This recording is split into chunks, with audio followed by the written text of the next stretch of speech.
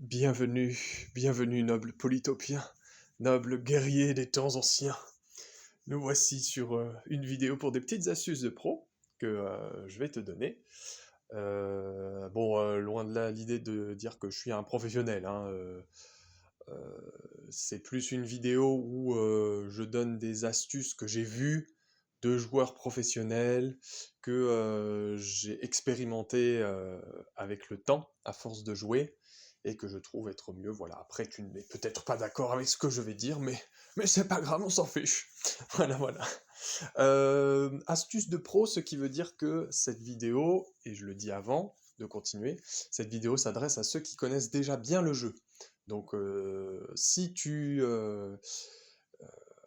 ne maîtrises pas encore bien Polytopia, si tu n'as pas déjà au moins expérimenté toutes les technologies, si tu n'as pas découvert tous les monuments, je ne te conseille pas cette vidéo parce que ça va être un peu trop compliqué puisque je vais partir du fait que euh, tu connais déjà tout ça. Donc je vais pas tout réexpliquer, les principes du jeu, etc., etc. Ça va être vraiment des astuces de pro. Et, euh, et puis voilà, je pense qu'on va se lancer. Nouvelle partie du coup. Alors, il y a deux modes de jeu, principalement dans Polytopia, vous le savez.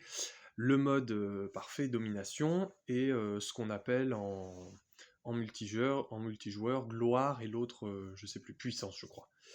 Qui sont grosso modo à peu près les mêmes. Les principes seront les mêmes au final. Ce que je vais dire dans cette vidéo, c'est surtout du mode parfait. Voilà. Du mode parfait.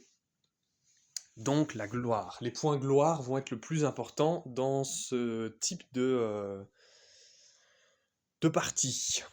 Principe, on va parler. Donc ça, cette première vidéo, donc là j'ai un peu introduit la vidéo des astuces, mais dans cette première vidéo, on va surtout parler des ouvertures. Les ouvertures sont très importantes dans Polytopia, et ça va dépendre aussi des tribus qu'on a, même si, bon, en vrai, la tribu, en soi, bon, vous savez, hein, il n'y a pas grande différence, franchement, entre les tribus, hormis les tribus spéciales, mais sinon, les unités sont les mêmes, etc., etc. Donc, voilà. Qu'est-ce que je peux rajouter? Il faut trouver la tribu qui correspond surtout à votre style de jeu. C'est ça. Avec laquelle vous vous sentez le plus à l'aise. Parce que finalement, il n'y a pas une tribu qui sera plus forte que l'autre. Alors oui, vous aurez peut-être un avantage en fonction du terrain. Par exemple, si on prend les Kikus ont clairement un avantage sur les... comment on appelle ça? Les mondes aquatiques et les archipels. Ça, c'est sûr et certain. Mais par contre, ben, sur un terrain, une zone aride, ils n'auront pas d'avantage. Les Umaji, au contraire, sur une zone aride, ils ont déjà les cavaliers, c'est super cool pour eux, ils peuvent se déplacer plus vite.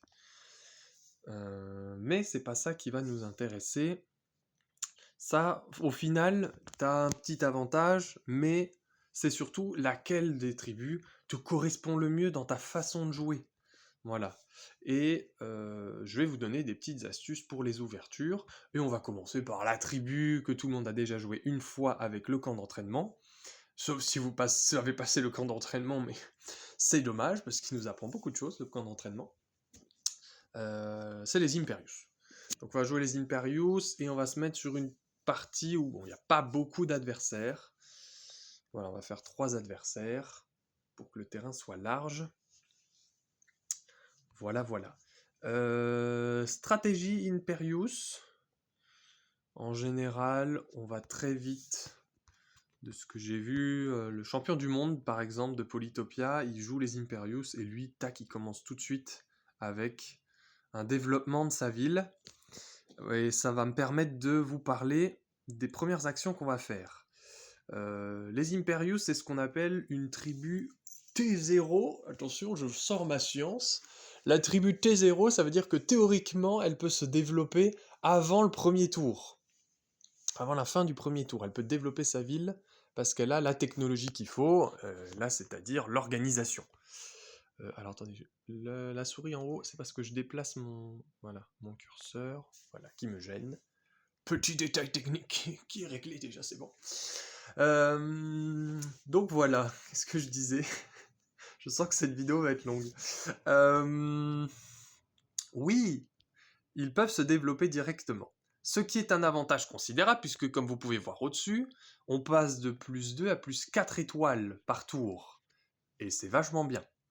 C'est vachement bien parce qu'on va pouvoir avoir des ressources rapidement. C'est l'intérêt de jouer des tribus comme les Imperius, les Bardures, qui ont la chasse aussi en début de partie. Il n'y a pas beaucoup de tribus T0, mais économiquement, elles sont assez intéressantes à jouer parce qu'on peut vite développer son économie. Voilà. Et alors oui, le début de partie. On aurait tendance à vouloir favoriser l'exploration pour voir un peu ce qui se cache derrière ces nuages-là. Mais là, on est dans une partie, et c'est là que ça va être important de regarder quel genre de terrain on a ici. Là, c'est un continent. Et combien d'adversaires on a aussi. S'il y a, je sais pas, 12 adversaires, et qu'on est sur une partie lac, par exemple, ou zone aride, là, oui, on a tout intérêt en début de partie à faire une exploration, parce que notre explorateur va partir, et à chaque fois qu'il va découvrir un truc, ça va rapporter plein de ressources. Sauf que là, il n'y a que 4 adversaires. Et en plus, on est sur une partie continent. Continent, ça veut dire que dans cette zone, il y a de l'eau, et potentiellement, on est isolé des autres. Donc si j'envoie une exploration maintenant, eh ben mon petit explorateur, il va se retrouver coincé ici, et donc ça ne va me servir à rien. Et du coup, il vaut mieux développer +4 dans ce cas-là. Tout dépend en fait du nombre d'adversaires, du terrain, et ça c'est un principe fondamental dans Polytopia. Quelle que soit la tribu que vous prenez, il faut s'adapter au terrain. Et ça, c'est très important. C'est un principe très important. Il faut regarder ce que vous offre le terrain. Et d'ailleurs, c'est ce qu'on va faire. On va aller en diagonale. Privilégier d'ailleurs les déplacements en diagonale pour pouvoir ouvrir plus facilement du terrain en début de partie. Voilà, ça aussi c'est une petite astuce de pro. Voilà, fin du premier tour. J'ai dit pas mal de choses. Là, vous voyez, on se retrouve tout de suite avec 5 étoiles. Et on va pouvoir, tac, envoyer un deuxième. Bon, là, on découvre un village. Sans trop de surprise, je m'y attendais. Et puis, il faut déjà réfléchir ensuite à tout ce qu'il y a autour, vous voyez. C'est pas simplement le fait de dire ouah, je fonce sur le village. D'ailleurs, si, il faut. Hein, les villages sont très importants. C'est très important de les avoir. Et là, vous savez ce que je vais faire. 1, 2, 3, tac, je réfléchis. Vous voyez, je réfléchis à ce qui pourrait être le plus intéressant à développer. Bon, là, forcément, on a l'organisation, on va pouvoir récolter ça. Mais je vois que là, on commence à avoir des montagnes sur notre terrain. Là aussi, il y a une montagne. Là, il y en a potentiellement qu'on va pouvoir avoir en agrandissant le territoire ensuite. Après, on a des poissons aussi, donc la pêche serait intéressante, mais on est quand même limité dans cette zone. Là, il n'y a pas trop d'eau. Donc pour l'instant, ça ne sert à rien de développer la pêche tout de suite. Moi, je vais développer l'escalade. Et vous allez voir pourquoi. Parce que déjà, ça me débloque. Je sais où sont les mines d'or. Donc ça, c'est cool. Mais je vais pouvoir faire ce petit move-là. Apprécier. Ah, j'ai raté. Mon objectif était d'avoir le phare. Mais je pense que je l'aurai avec lui au prochain tour. Bon, c'est pas grave. Avoir le phare, c'est bien aussi en début de partie, parce que ça ramène tout de suite une population, donc c'est cool. C'est cool. Là, on est à 6. Bon, après, je vous avoue que je n'ai pas forcément l'habitude de jouer les Imperius. Mais c'est pas grave. Là... Oh là là là, il y a pas mal de fruits, là. C'est intéressant pour le développement. Donc là, je vais spécialement lentement pour vous montrer un peu comment je réfléchis. Mais après, quand je joue une partie, ça va beaucoup plus vite. Bon, c'est bien. Non, non, franchement, cette ville-là, on va pouvoir bien la développer. Parce que, voyez, on a 2 mines d'or, on a des fruits, on a un animal. Non, franchement, on va se concentrer sur cette ville ensuite. Ça va être intéressant. D'ailleurs, du coup, je vais développer la chasse, puisque, clac, je vais pouvoir ensuite récupérer ce petit animal. Et je viens de prendre la ville. Ah, oui, ça va permettre de parler d'une chose très importante. Vous avez vu, la chasse, avant, coûtait 5, comme la pêche, l'équitation. Et maintenant, ça coûte 6. Vous voyez là? Ça coûte 6, la pêche, l'équitation et tout ça. Pourquoi? Parce que je viens de prendre un village. Plus on a un territoire qui est grand, avec un nombre de villages conséquent, plus le prix des technologies est cher. Donc ce qu'on fait, quand on sait qu'on veut développer une technologie, on développe d'abord la technologie et ensuite on prend le village. Comme ça, on économise des ressources. Des étoiles, pardon. Et c'est intéressant. Schlack. Schlack, décidément, ça ne veut pas venir, ce phare, là. Bon, mais c'est pas grave. Je viens de découvrir 2 ruines. Ça peut être intéressant à jouer. Schlouk et Schlouk. Et on va encore privilégier l'atelier. Rappelez, il n'y a pas beaucoup d'adversaires, on est sur un continent, donc potentiellement on est isolé des autres, donc ça ne sert à rien que je fasse une exploration. Il vaut mieux que je me fasse une bonne économie. Et c'est ce que je suis en train de faire. Par contre, on va commencer à faire un autre guerrier, parce que sinon on va commencer à être un petit peu envahi par tout le monde. Là on est à 7, mais là je vais pas faire de technologie parce que je veux développer cette ville. Pareil, on va aussi... Tac. Le truc avec les Imperius, voilà, c'est une tribu où on va se faire rapidement... Vous voyez le nombre d'étoiles que j'ai? 10 étoiles. Je vais avoir rapidement une grosse économie, avec peu de moyens. Hop. Vous voyez l'intérêt d'avoir aussi l'escalade, c'est qu'on peut se mettre sur les montagnes et ouvrir plus de terrain. Et ça, c'est important aussi quand on veut faire des explorations. D'ailleurs, moi, je vais commencer à explorer vers le sud, puisqu'on parle d'exploration. Parce qu'il est temps. Et vous voyez ce que je disais? À moins qu'il y ait quelque chose ici, mais si j'avais fait une exploration, j'aurais perdu des précieuses ressources. Là, on va appuyer ici. Qu'est-ce qu'on a? Ah bah voilà. Eh ben, c'est l'exemple parfait. Bon, je vais quand même avoir le phare. Mais voilà, j'aurais été coincé. Si j'avais lancé une exploration, j'aurais été coincé. Et je me serais trouvé trop nul. Là, on va faire la pêche. Clairement, on va faire la pêche parce que on va récolter des ressources. Schlac, schlac, on va... Alors, autre astuce de pro, vous allez très rarement faire ville fortifiée dans ce cas-là. Il vaut mieux privilégier les ressources tout de suite. Parce que les bons joueurs, au final, n'ont pas tellement besoin de défendre coûte que coûte comme des acharnés leur ville. Il vaut mieux privilégier les ressources. Il faut faire de la moula. Pardon. Oui, non, si je prends des voix qui ne sont pas les miennes, c'est normal. Je ne suis pas fou. Enfin, je crois. Bref. Ressources, du coup. On prend des ressources. C'est très important. Et là, bon, je voulais faire un port, mais je n'aurais pas assez. Un port, non. Bref. Je n'aurai pas assez, ce sera au tour suivant. 5 ressources, je réfléchis, qu'est-ce que je peux faire encore? Je n'ai pas assez pour développer en une fois ma ville ici.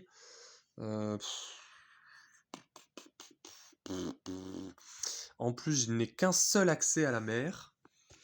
Heureusement, parce que ça veut dire que j'aurais été obligé de développer mes villes jusqu'à ce qu'elles arrivent au niveau 4 pour les agrandir. Donc voilà. Non, bah on passe. Vous voyez, là j'ai pas tout dépensé, il n'y avait pas besoin. Pas besoin de faire d'actions supplémentaires. Là par contre j'ai pas très bien joué, j'aurais dû envoyer lui là-haut. Parce que lui il est plus loin quand même. 1, 2, 3. 1, 2, 3. Ouf, non, ça revient au même. Franchement c'est pareil. Allez hop. Ah oui, il faut compter, moi je compte le nombre de cases. Combien ça fait? On a dit. Tchac, tchac. Voilà. Bah ouais, hein, c'est bien tout ça. Hop. Hop, on se développe, on va chercher les ressources. Schlack, parfait. Lui, bon, lui, on va le laisser là parce que il faut quand même se dire que si l'ennemi il arrive et qu'il m'attaque directement en envoyant son bateau par là, touk touk touk touk, bah moi je serai déjà prêt, j'aurai au moins une unité qui attend. Je vais pas me faire avoir. On va peut-être développer une technologie. Ouf, non, elles sont chères. Elles sont chères, ah oui, c'est là, ça dépend. Ouais, c'est vrai que moi j'ai l'habitude de jouer avec les Chinchi et les Aimo qui ont rapidement la technologie, donc on va y aller en douceur, Quentin. Voilà. Voilà, c'est là où je disais ça dépend de votre style de jeu. Moi, je développe assez rapidement les technologies. La plupart des gens ne le font pas, voilà. Mais j'aime bien avoir un panel de technologies à ma disposition pour m'adapter. Mais c'est mon style de jeu. Que là, avec les Imperius, on va plutôt privilégier l'économie. Et ben, on va économiser d'ailleurs, puisqu'on privilégie l'économie. Et hop là, on va aller chercher cette petite ville là-haut. Voilà, on est à 20 là, c'est pas mal, ça peut être intéressant. Par contre, niveau agriculture, c'est mort, hein. On n'a pas grand-chose. Je pense qu'il va falloir privilégier. Vous voyez, je réfléchis déjà à après. Niveau agriculture pour le développement, c'est mort. Vous voyez, il n'y a une seule case où il y a des champs en récolte. Le reste, c'est boisé. Donc, je pense qu'on va plutôt privilégier la sylviculture avant de privilégier l'agriculture. Ça aussi, c'est des petites astuces. Des petites astuces de pro. N'est-ce pas, n'est-ce pas? Là, honnêtement, on est déjà au 8e tour. Je pourrais, et je devrais, faire ceci, et vous allez comprendre pourquoi. Minage et méditation. Méditation parce que je veux, voilà, ne pas attaquer pendant 5 tours pour obtenir l'autel de la paix.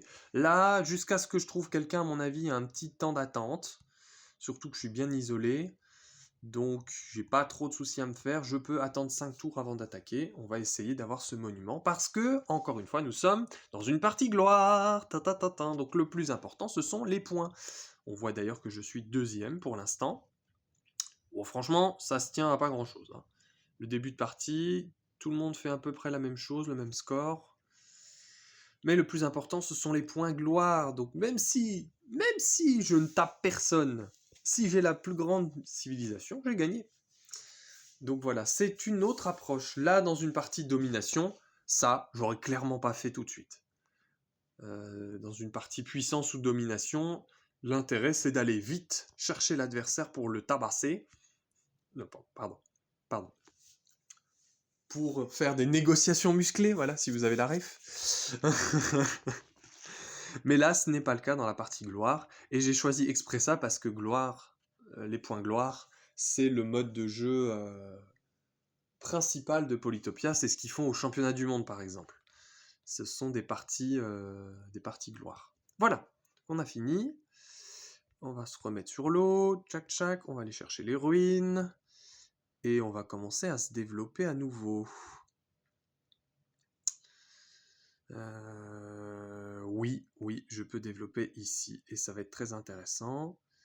Et là, vous vous dites, mais Quentin, tu as pris le minage, mais tu n'as pas sur ta capitale. On s'en fiche, je l'ai ici. Hop, on va développer ici. Tchac. Et alors, là, 2 cas de figure. Ça peut être quand même intéressant, dans certains cas, de faire croissance démographique. Notamment si on veut faire ce qu'on appelle une Houdini, c'est-à-dire développer la ville pour la sauver d'une invasion. Genre, la ville, elle est prise, on a besoin rapidement d'avoir un géant pour virer l'unité qui est à l'intérieur, l'unité adverse. On va faire croissance démographique, clairement. Mais là, on est dans une partie gloire, on a besoin de terrain, on a besoin de développer notre ville, on va faire frontière agrandie. Les cas où on va pas le faire, clairement, une ville comme ça. Vous pouvez agrandir les frontières si vous voulez pour avoir des poissons, mais clairement, ça va pas vous rapporter grand-chose. Si, peut-être en fin de partie, quand vous allez commencer, ou en milieu de partie, si vous voulez commencer à mettre des... comment on appelle ça? des temples de l'eau. Mais je pense que ça doit être plus pour des tribus comme les Oudric, qui ont tout de suite... les Oudric, qu'est-ce que je raconte? Les Kikou, qui ont accès à la navigation rapidement. Donc voilà. Ça fait déjà 20 minutes la vidéo. Si elle est un peu trop longue, vous me dites, hein. N'hésitez pas à me le dire dans les commentaires, à laisser un pouce bleu à la fin de la vidéo. Non mais pas sur YouTube. Ah là là, je me fatigue. Donc voilà, on va commencer à envisager une invasion, n'est-ce pas? Oh, c'est sympathique, dis donc tout ça. Ah là là là là. Voilà, et là, messieurs, ou dames, hein, peut-être, hein. Là, donc on a déjà de la pêche. Là, ça va être intéressant de faire une exploration. Pourquoi? Parce qu'on est sur un poste avancé ici, qu'on a déjà la pêche. On va pouvoir envoyer une unité qui va traverser les frontières et regarder tout ce qui se passe de l'autre côté. Et c'est ce qu'on va faire tout de suite. C'est parti. Oui, je veux des ressources. Un petit phare? Non, pas de phare, d'accord. C'est pas grave. D'autres ressources, parfait. Ok, ok. Ils ont l'air loin quand même, hein, les adversaires. Bon, ici, on sait pas ce qui se passe. Visiblement, je pense qu'il y a quelqu'un. Il va y avoir 2 personnes. Mais voilà. Ici, en tout cas, on voit les Umaji. Et là, ça commence à devenir intéressant. On approche de la fin de la vidéo parce que c'est une vidéo sur les ouvertures. Un petit épéiste sympa. Voilà, mais vous comprenez un peu le principe. Et alors oui, pourquoi j'ai développé ici aussi? Parce que ben, avec ça, on peut clairement faire orfèvrerie. Et ici, vous pouvez développer une forge. Alors faites attention. Autre astuce, et on va finir cette vidéo là-dessus. Autre astuce pour le développement en début de partie. Réfléchissez tout de suite à où vous allez mettre vos marchés. Les marchés qui sont là-haut, ceux-là. Là. Parce que sinon, vous allez être coincé au milieu de partie et en fin de partie quand vous allez vouloir développer votre ville un peu plus. Là, moi, tout de suite, je me suis dit, ouah, je le mets là, ma forge. Mais je dis, réfléchis, Quentin. Là, t'en auras 2. Si tu la mets là, t'en auras 2 aussi. Et réfléchis, là, t'as du bois, du bois, du bois. Là, t'en as 2, 3. Je vais pas avoir une grosse économie avec cette ville, j'ai l'impression, parce que tout est mal éparpillé. Mais si, ce que je vais faire, ici, je couperai. Et vous allez voir pourquoi, parce que je vais faire 1, 2, 3. Ou cabane de bûcheron, ou bien à terme des champs, quand on les aura brûlés. Parce que, autre astuce, c'est que vous pouvez commencer, commencer en faisant de la sylviculture, et ensuite vous mettez vos scieries. Et une fois que vous avez la chevalerie, là vous pouvez détruire. Et si vous voulez vraiment optimiser, mais tout en fin de partie, vos terrains, vous pourrez détruire les cabanes de bûcherons, les remplacer par des champs et des moulins. Voilà. Donc on peut réfléchir comme ça aussi. Mais là je vais un peu loin, j'y reviendrai plus tard parce que c'est un peu compliqué ça. On va couper ici et on va mettre nos cabanes de bûcherons et notre scierie là. Du coup, moi je vais plutôt mettre ma mine ici, enfin ma forge ici, et là il y aura le marché. Voilà, voyez ce que je veux dire? Vous voyez ce que je veux dire? Pardon. Je fais vraiment des trucs bizarres. Donc voilà. Et là on est autour 10, on est plutôt bien. Franchement, on se met plutôt bien. Bah la preuve, on est premier.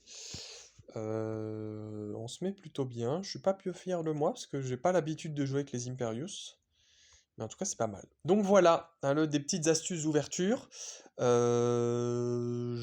n'en ai pas fini avec vous. Je n'en ai pas fini puisque, voilà. Ah, les ouvertures, il y a tellement de choses à dire. Ouais, ouais. Non, mais c'est bien. Après, en fonction de la tribu, comme j'ai dit que vous allez prendre, il y aura des ouvertures différentes. Mais je pense que j'ai fait un peu le tour de tout ce que je pouvais faire. Euh, Attendez, je réfléchis, parce que si je prends ma tribu, ça c'est ma tribu à moi, ça. Bon, c'est pas ce que je voulais comme... comme terrain?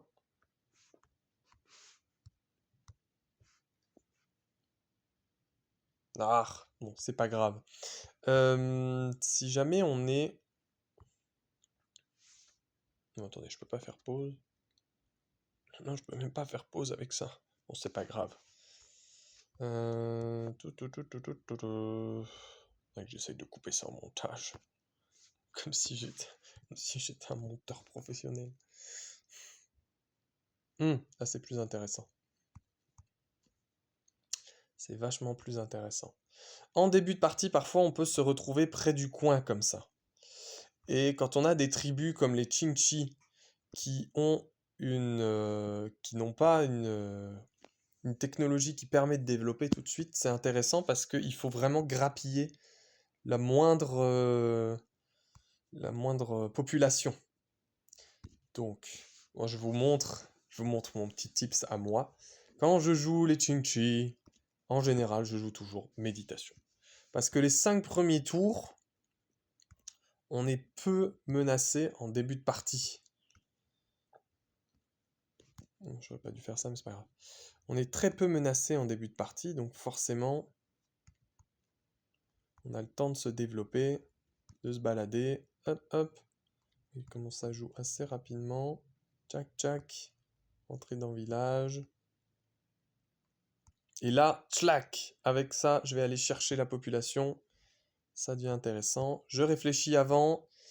J'aime quand même bien, moi, développer la philosophie avant toute chose. On est déjà au tour 3, parce qu'au tour 5, j'aurai mon temple de montagne, qu'est-ce que je raconte? Mon hôtel de la paix, voilà, c'est ça. Tout. Du coup, je vais exprès pas développer tout de suite. Attendez, 2. Ouais, non, quand même. Là, dans cette partie, il vaut mieux quand même. Oh, non, laisse tomber. Non, je vais prendre la philosophie. Hop. Et après, je récupérerai. Voilà. Là, on a notre hôtel de la paix. Là, j'ai quoi? Des ressources. Excellent. Hop, on va aller chercher là. Là, je joue un petit peu plus vite pour vous montrer un peu à quelle vitesse je joue. Alors, l'hôtel de la paix, c'est très bien. Parce que là, j'ai envie de vous faire une exploration. Et je vais vous montrer comment je peux la faire en optimisant. Non, quoique non. C'est pas le moment de faire l'exploration tout de suite. Ah si, regarde. Ici, je peux aller explorer. Donc, la pêche. Schlac. Et on envoie l'hôtel de la paix. Ploup, exploration.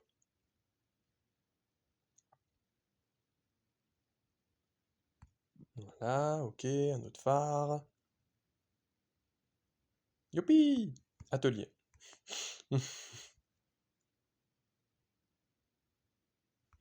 une belle vision quand même. Hop là. Et puis là, on continue. Hop. Tout de suite accès à la mer, tout de suite les ressources.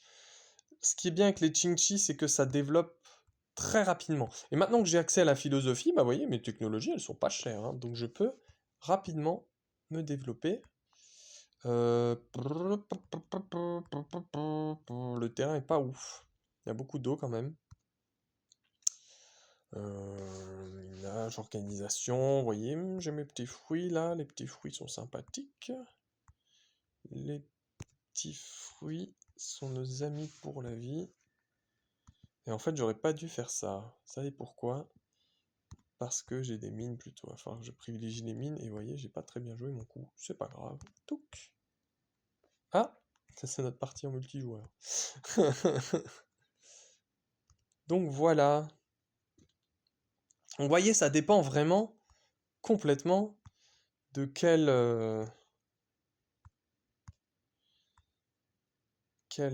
tribu on prend.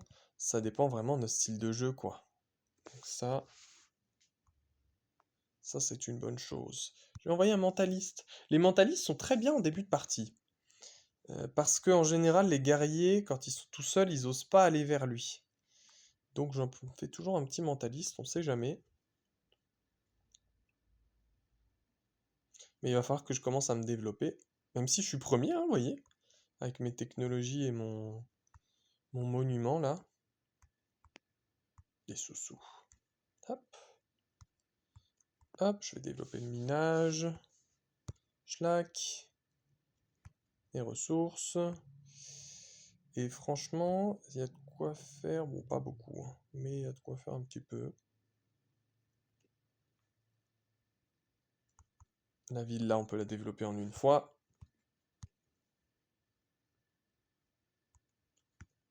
Oui, regardez ça, c'est beau.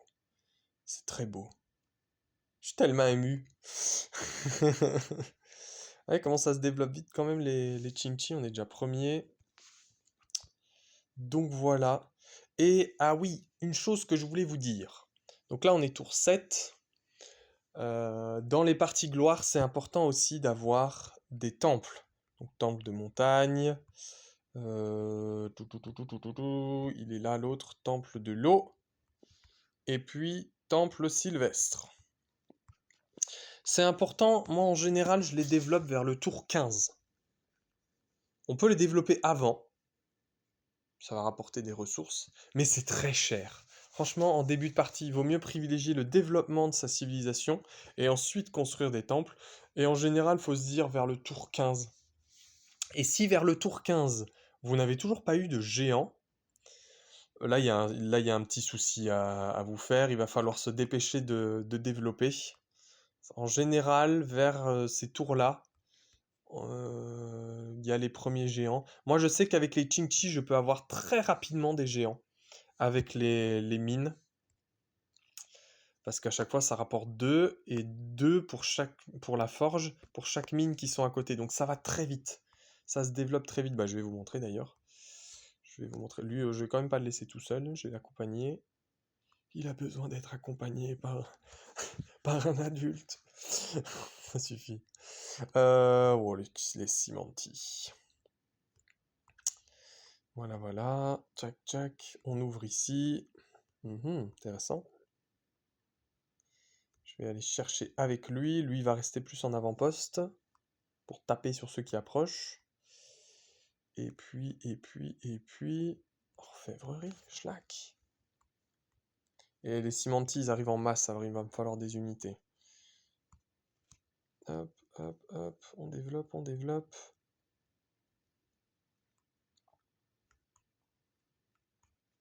Je vais aller chercher ici, puisque visiblement, ils sont pas motivés.